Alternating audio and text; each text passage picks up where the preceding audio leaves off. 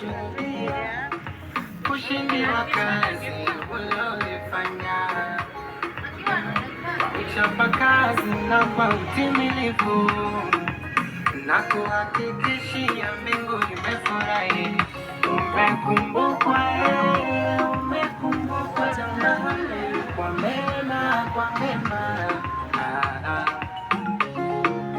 na kuhakikishia mbingu imefurahi. Umekumbukwa jamani, kwa mema. Hongera sana, hongera sana, hongera sana,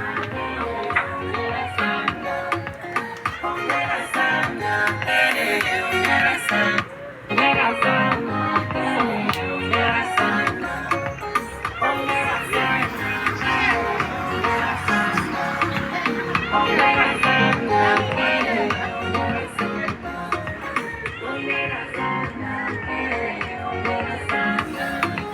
hongera sana, hongera